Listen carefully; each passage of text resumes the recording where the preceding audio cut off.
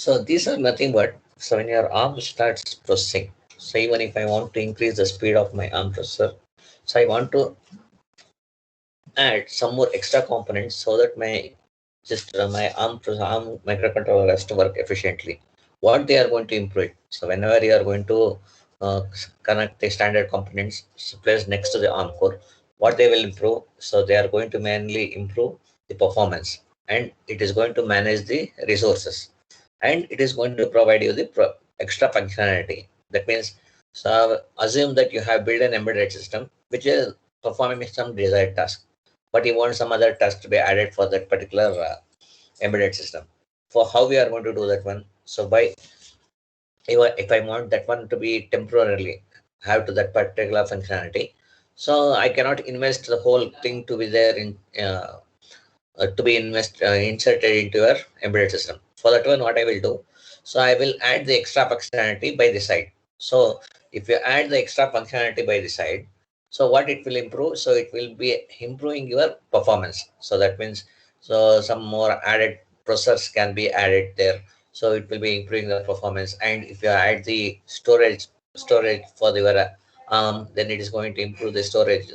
And it is not. It is also one of the resources which you want your arm to be make used. Okay, so what it is going to provide extra, so it is going to be designed to provide flexibility handling particular applications. That means depending upon the applications which you are going to use, so depending upon the applications, it will be flexible. Okay, so depending, my ARM processor is going to be inflexible with the different applications, the applications which they are going to build, so that will be flexible.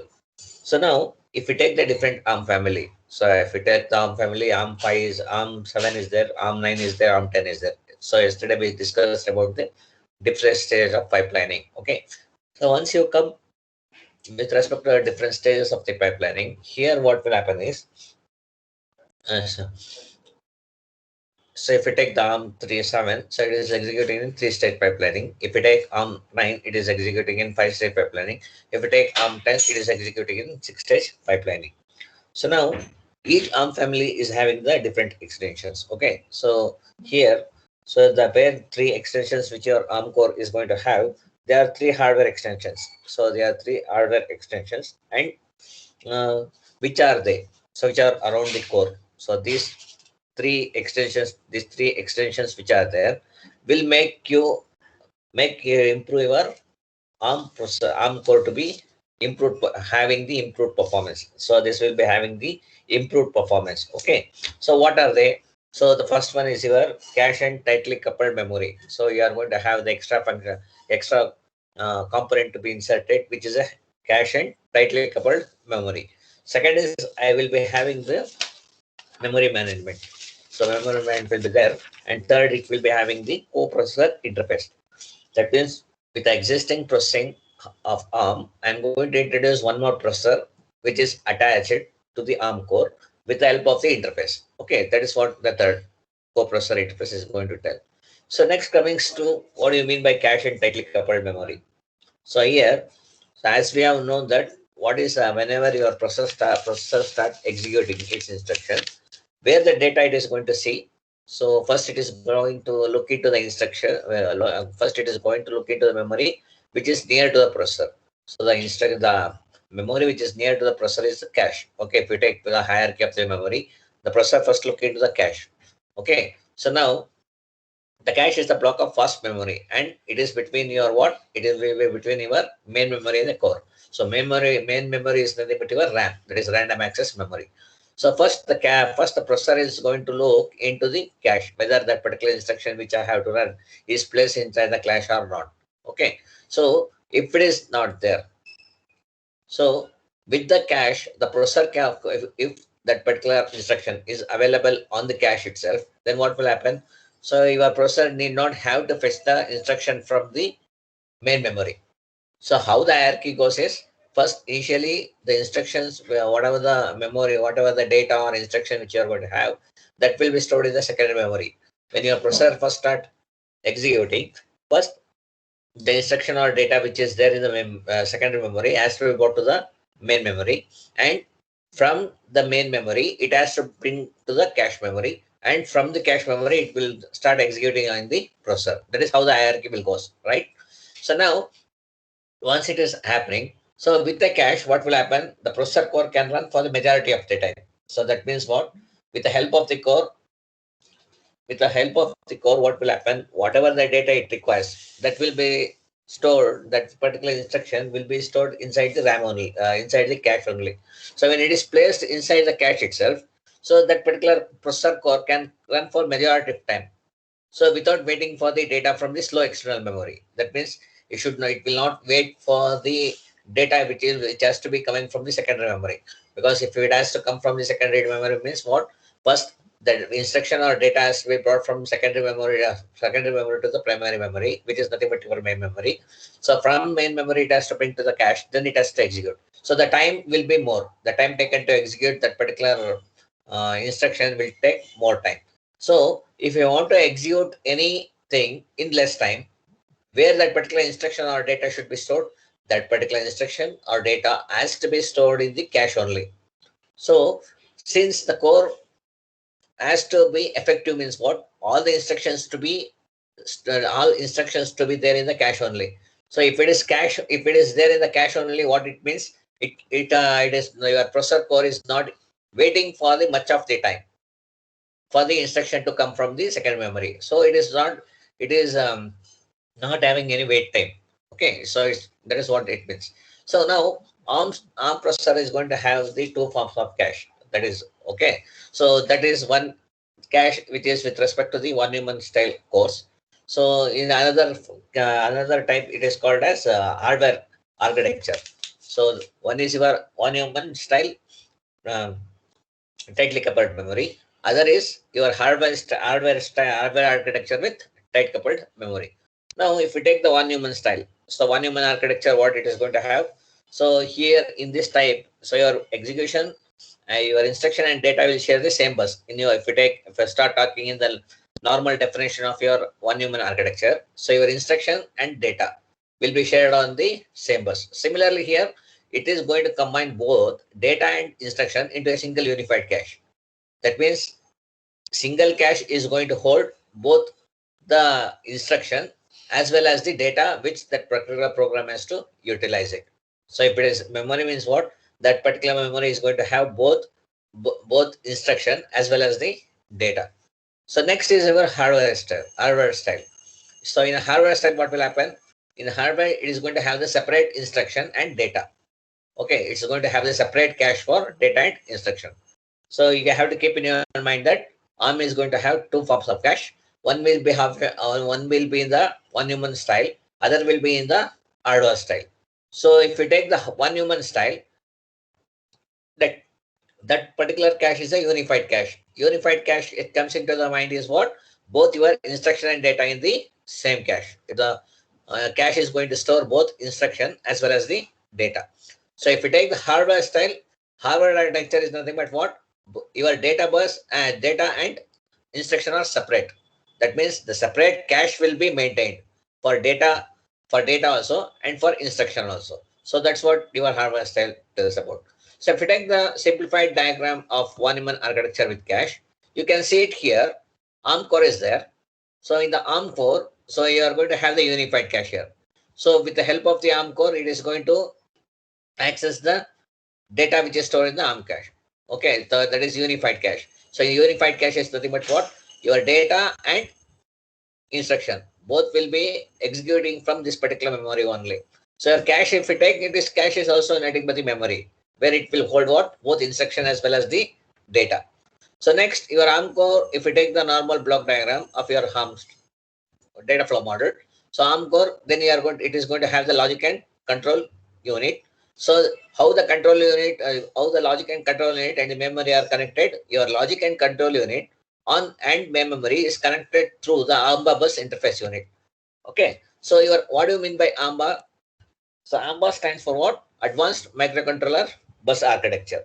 So that we have already discussed. So if you take the ARMBA is nothing but Advanced Microcontroller Bus Architecture. So this is the interface where it is going to have. So and how it is going to interact, this interface, how it is going, this logic control, the ARM core is going to interact with the main memory. Your ARM core is going to interact with the memory with the help of the on-chip AMBA bus. On-chip means what? On-chip AMBA bus. On-chip means what? You are going to have the IC. Inside that particular IC itself, this particular bus is residing. Okay. So AMBA stands for Advanced Microcontroller Bus Architecture. Okay. So now once it is going to have the AMBA bus, that is going to send to the my memory. So initially when your program, when you first start executing the program, where the core has to start, the core has to start from here, and it is going to check whether the instruction or data there in the unified cache. If the data and instruction are not there in the unified cache, next it will request the logic and control unit to perform the logical operation. Since there is no instruction to perform it, it is not going to perform any logic and control operation. Next, through the AMBA bus interface, what it is going to fetch? It is going to fetch the instruction which has to be executed from the main memory. So from the main memory, it is going to fetch the instruction or data which is required for that particular ARM core, and through the bus, it is going to store it in the unified cache. Either it may be instruction or it may be a data. So once the data and the instruction, once your data and instruction are stored in the unified cache, what will happen? Your ARM core is going to execute the data and instruction which is placed in the unified cache itself. That means your ARM core need not have to wait till the data or instruction is coming from the main memory. Okay, so that is how your one human architecture style of tightly coupled memory is going to work. Okay, so next when it comes to the Harvard architecture, so you can see it here in the ARM architecture. What will happen? It is having the separate data tightly coupled memory and separate instruction tightly coupled memory. That means this particular cache which is going to have, it is going to store only the instruction. Your instruction tightly coupled memory, what it is going to hold? It is going to hold only the instruction. So if we take the data tightly coupled memory, this particular memory is going to hold only the data. So this particular memory is going to hold only the data tightly coupled memory. So now when you start ARM core start executing, what will happen? First, it will check with the data tightly coupled memory and instruction tightly coupled memory with respect to the instruction or data. So if ARM core is executing the instruction, it will check that whether that particular instruction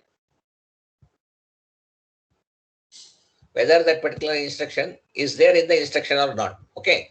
So now once it is there in the instruction, okay, for example, ARM core is going to execute some add instruction. So first it will look into the add operation which is there in instruction tightly coupled memory or not.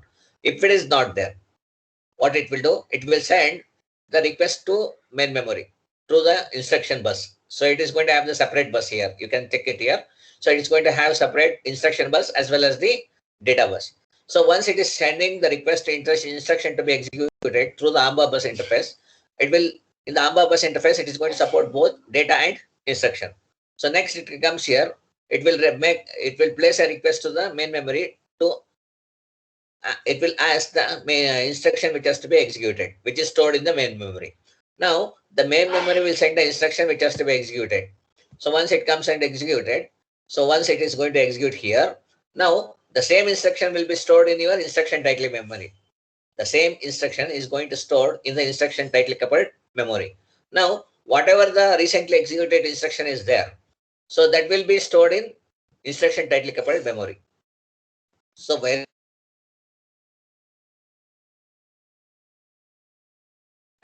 it is executing it, from the memory, it will come into the ARM core and it will be stored in the tightly coupled memory.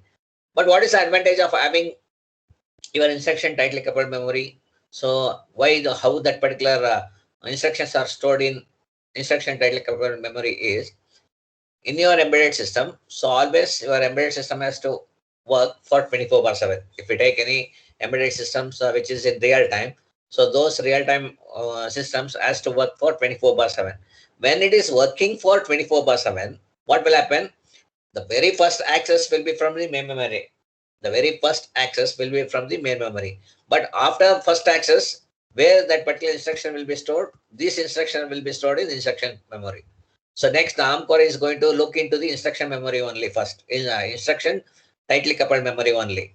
So if any instruction has to be executed, if that particular instruction is not there in instruction tightly coupled memory, then only it will going to look for the main memory. That is how the flow is going to work. Okay. If that particular instruction is not there in the main memory, next it is going to look into the secondary memory. It is like that. Hierarchy will go like that. So if your data or instruction are say stored in the separate access, a separate cache with respect to data cache of data tightly coupled memory and your instruction tightly coupled memory for instruction.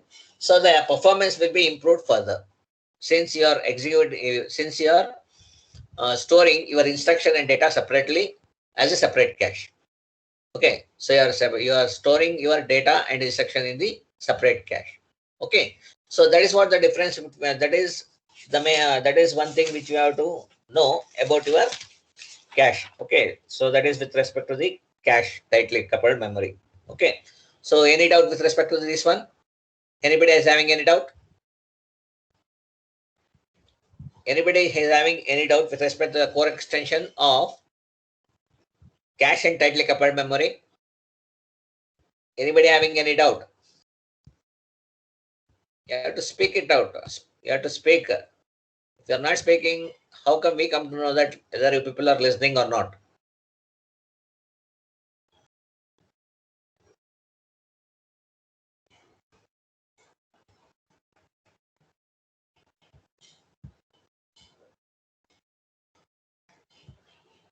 Okay. So now, so next is, so this is also a typical, the same diagram which is there in a different form. So next, when you are going with the cache memories, there what will happen? The time taken for loading and storing instructions or data must be predictable. That means what? So whenever you want to access, as I told in the beginning only, so when your ARM processor is not going to make use, not going to operate on memory only. So if it has to if it has to work, the ARM instruction has to work means what? First, the data or instruction has to be brought from the memory to the register. Then only you can work on the register. So for that one, what will happen? So you are going to first any program has to run means what? With respect to memory, you compulsory two instructions will be there. What are the two instructions? One is store instruction, other is load instruction. Your load instruction, what it will do? The load instruction is going to load the data which is stored in the memory to the register. So it is going to load the data from the memory to the register. So next comes the store. What the store instruction is going to do? The store instruction is going to perform the operation where after obtaining the result, the data will be moved from the register to the memory. So now these two instructions are compulsorily has to be done. First, bringing the data or instruction from the memory to the processor register, or sending the data from the register to the memory. Now, whenever you want to performance to be taken as consideration, if I want to have the more performance, then what I should have? Then I should have my time to be predictable. So the data, whatever the loading and storing instructions are there, so that that particular timing should be predictable. That means within this particular period of time only, it has to get the data from the memory, and it has to load the store the data from the register to the memory. So it should be predictable. That means within this particular time, that particular process will be completed. So how this will be achieved? This is going to be achieved using the form of memory called tightly coupled memory. Okay. So how this will be achieved? So this will be formed by the memory called tightly coupled memory. So your TCM is nothing but what? So your TCM is nothing but tightly coupled memory. So it is also referred as TCM now here. So in the tightly coupled memory is nothing but your fast RAM. So since already you know from the basics of your computer organization, so compared to your DRAM and SRAM, your SRAM is faster. Okay. So since the SRAM is faster, so TCM is nothing but what? TCM is a fast SRAM. But this particular fast SRAM, where it is located, that will be located near to the core. That is, it will be located close to the core. And since it is located close to the core, what it guarantees? So it is going to guarantee the clock cycles required to fetch instructions or data. So whenever you want to execute some program, means what? First, it has your program will be having a number of instruction. When it is having the number of instruction, one by one instruction it has to be fetched and it has to start executing. So who is going to locate which instruction has to be executed next? Your program counter. Now, when this sequence of process are going, what it has to guarantee? It has to guarantee that how many clock cycles are required to fetch the instruction or to fetch the data. So that is what your tightly coupled memory is going to do. So now, next coming to the memory management. Anybody having any doubt? Anybody having any doubt? Okay. Okay. So next coming to the memory management. So if we take with respect to the memory management, so here, here when you are going to have the ARM hardware, so ARM hardware is going to support you the three different types of memory management hardware. So our core has three different types of memory management hardware. So what are the three different memory management hardware you are going to have? One is it doesn't have no extensions, providing no protection. So it doesn't have any extensions and it is not able to provide the protection also. So other core you are going to have, other type of memory management you are going to have is MPU. So it stands for memory protection unit. So in the memory protection unit which is there, that will provide you the limited protection. That is going to provide you the limited protection. So third one is memory management unit. So the memory management unit, it is similar to the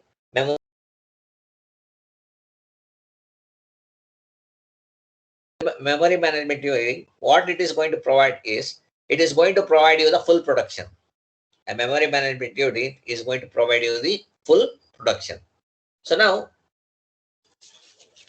whenever you are going to have the non-protected memory, so in the first type, when you are going to have the non-protected memory, so it is going to be fixed and provides limited flexibility.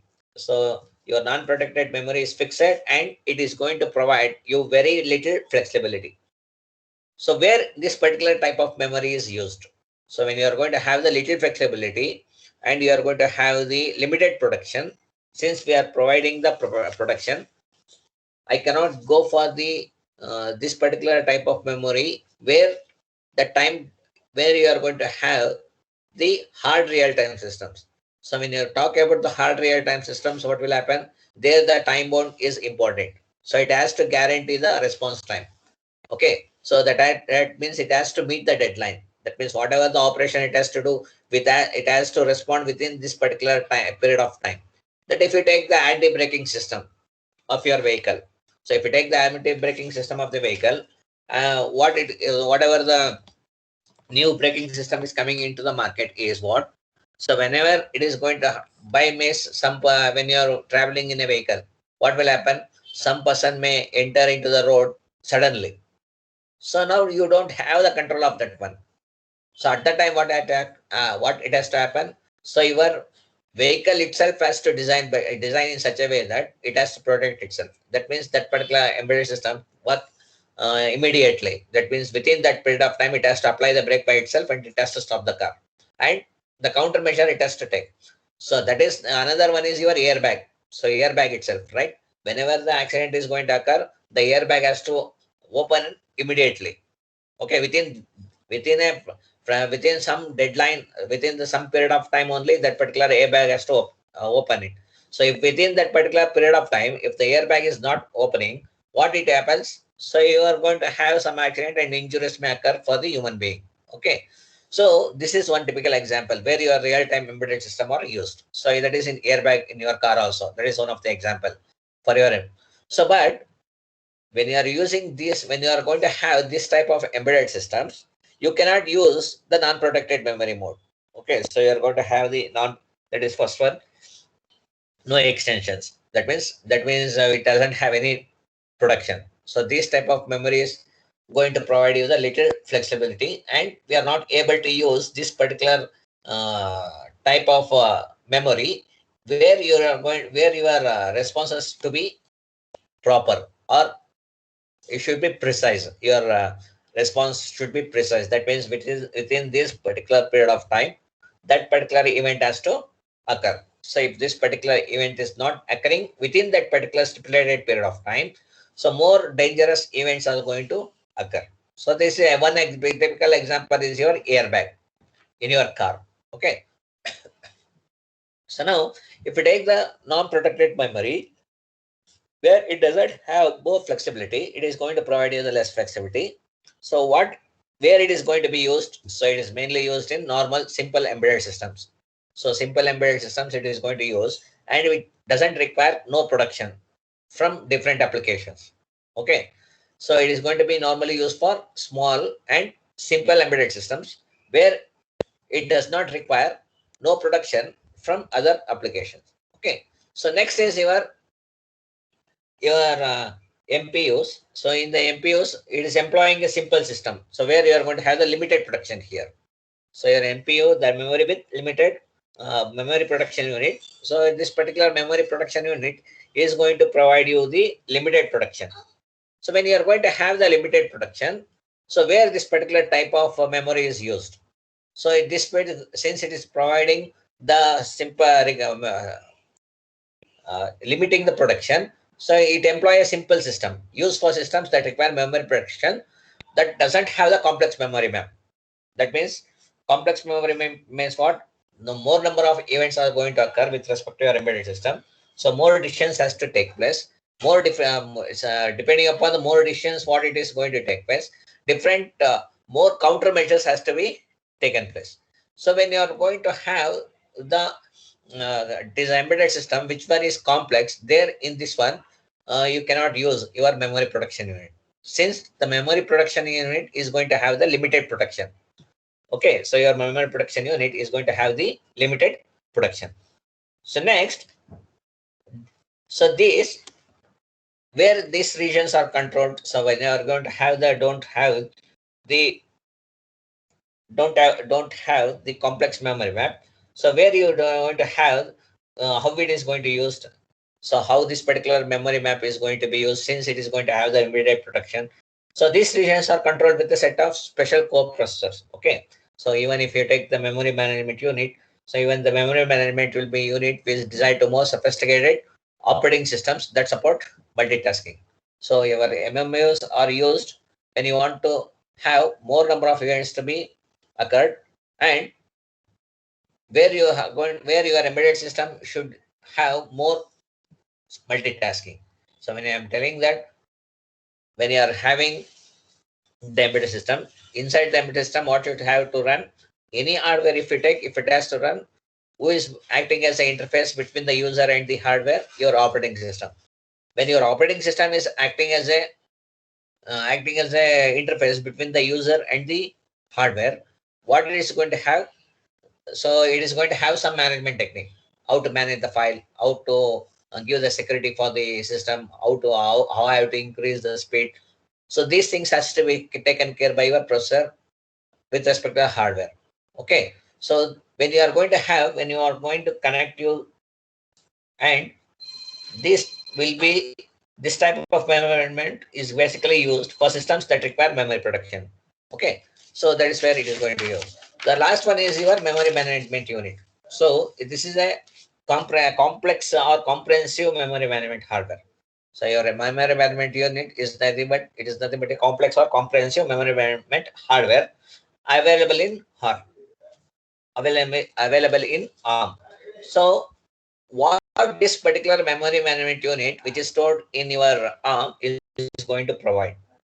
So whatever whatever the translation table you're going to have, it uses a set of translation table. So if you have the translation table, what it is going to provide, it is going to provide you the fine grained control over memory. So it is basically providing the fine grained control over memory. So where this particular table is located first. So these tables are located in main memory.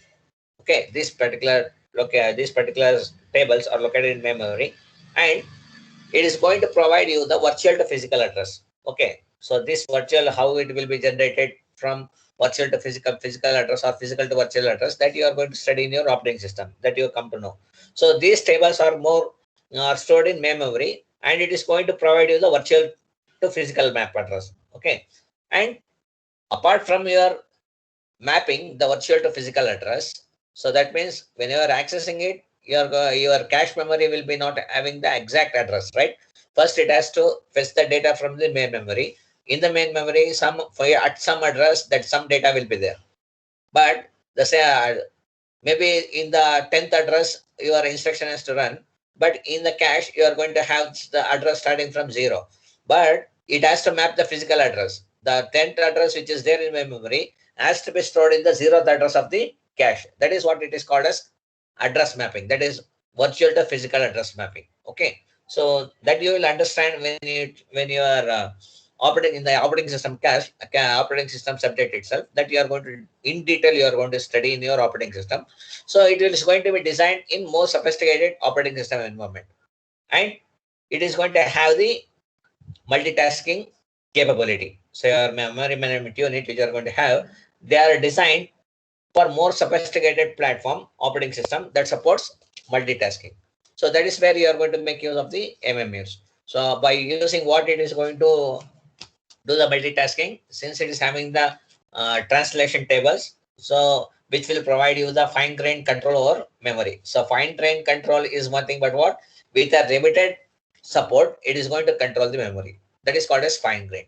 Coarse grained means what? I have all the components required to run that particular application. With all the components, it is going to control the memory. That is coarse grain. So when you are going to have that grains, so you are going to have two different types of grains. So just for your knowledge purpose, I am telling one is fine grain, other is coarse grain. So fine grain is what? Limited set of functionalities will be there, or function units will be there. Limited set of function units will be performing the operation. If you are going to have the coarse grain, it is going to have the more function units. So that's what the statement tells between the fine grained fine grained control over memory, or if you talking about the difference between the fine grain and coarse grain. Coarse grain is nothing but what? It's going to have the more functional units, and with the help of those functional units, it's going to control over the memory. So this is how the memory management unit. So there are three types in your memory management. One is no core extension, right? So it doesn't give any production, no extensions. Second is memory production unit. So it is going to provide you the limited production. Third is the memory management unit. So it is going to provide you the fully protected system. So that is going to provide you the full protection for your processor. Okay. So the last topic is your processor core. So what do you mean by core processor? So next is we have discussed about three. One is tightly cache, tightly coupled memory, memory management unit, and coprocessor interface. So the last topic in your first module is coprocessor. So how that particular coprocessor can be attached to the ARM processor. So first you should know that how the coprocessors can be attached to the ARM processor. So now how it will be extended. So a coprocessor is going to extend the processing feature of the core by extending the ARM instruction set. Okay, by extending the instruction set or by providing the configuration registers.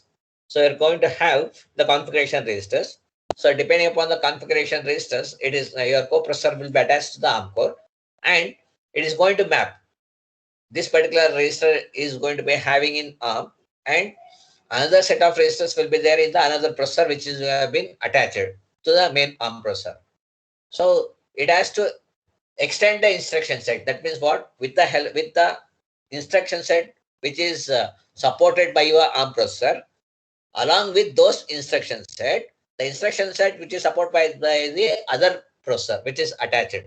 That instruction set is also be attached here, because some set of features will not be supported by the ARM core. When some set of features are not supported by the ARM core, what I am doing, I am attaching another processor which will support my embedded system.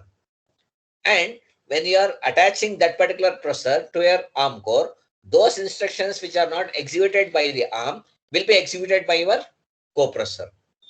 You understood? So that is why you are going to attach with the coprocessor. So what it will extend, what's the functionality it is going to provide you? The coprocessor is going to extend the processing features of a core.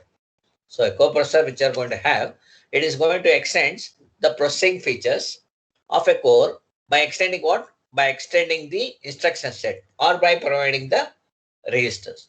It is nothing but what? So you can increase the instruction set if you have the additional processor. So now if you take the ARM processor, it is going to have 16 general purpose register and 2 status register, right? So you are in the 2 general purpose registers, 16 general purpose register, 3 are specifically used for stack pointer, link register, and program counter. So those 3 registers I cannot use. I cannot make use. I can use only the other 13 registers. Okay. So along with those 13 register, if other coprocessor which you are attaching, if it is having another 8 register, assume that my another coprocessor is having 8 register. Now your program can utilize that 13 register plus 8 register. So now your program can utilize 21 registers, different registers. So when you are using more number of registers, obviously the dependencies which are there to execute the instructions will become less. So your performance of the systems will be improved. Okay. So if we take the coprocessor, so it can be your coprocessor, how it can be accessed? It can be accessed through a group of dedicated ARM instruction that provided load store type interface. Okay, so coprocessor can be accessed through the group of instructions which is supported by ARM, which will provide you the load store type interface. That means when you talk about the load, so what it will do, the load will going to access the data which is stored in the memory to the register. Similarly, here what will happen if you want to access the coprocessor? So what it should have? It should have some dedicated instruction. ARM instruction should be there. So if you issue that particular ARM instruction, what it will do? So it will access the coprocessor. Those instruction is going to access the coprocessor through the coprocessor interface. Okay, and it will be added into your processor, and it will be seamlessly working with the processor as though as single processor is working. Okay, so when you are accessing it through a take the coprocessor 15 is there, some of the examples which you can take. So it is going to have the ARM processor uses coprocessor 15 registers to control the cache, tightly coupled memory and memory management. Okay, so your coprocessor, if you take, it can also be extended the instruction set by providing a special group of new instructions. So that is nothing but what? So I have another processor, it will be having some set of instruction set. Okay, so my ARM is having some set of instruction set. So when you attach the coprocessor, what will be having? I'm extending the instruction set. Okay, what do you mean by extending the instruction set? It is nothing but assume that your ARM is having 15 instruction, and assume that your coprocessor is having around 15 instruction. But whatever the instruction supported by your ARM processor will not be supported by your coprocessor. That's what I am at. That is why I am attaching the coprocessor into the ARM core, because I want that particular features to be inserted into your embedded system. Now, along with the instructions which is run by your ARM, your another instructions which is controlled by your coprocessor will be also added. So that means it is going to increase the number of instructions, or it is going to be increasing the group of new instructions are added into your embedded system. So now, where this particular new instructions are to be accessed or processed, if you take the stage pipelining, so where the instructions are started with what to perform in this state. If you take the pipelining, in which stage your pipeline your processor decides that what operation it has to perform in which stage. Any answers from your side? For example, if you have the 3-stage pipelining, one is your fetch, decode, execute. In which stage your ARM processor is going to decide what operation to be performed, whether it's in a fetch stage, or whether it is in a decode stage, or whether it is in a execution stage. Which stage?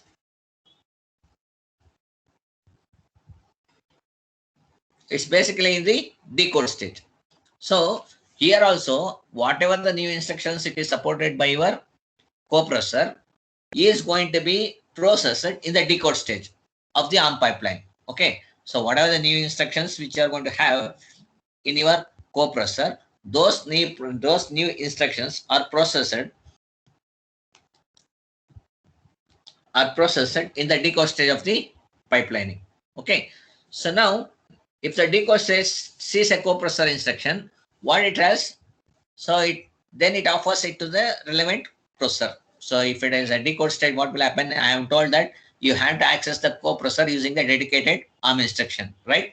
So when you are going to have the ARM dedicated instruction to access the ARM core, so at the decode stage, if it sees that particular instruction which it is running is a coprocessor instruction, so it offers to whom? Then it offers to the relevant coprocessor.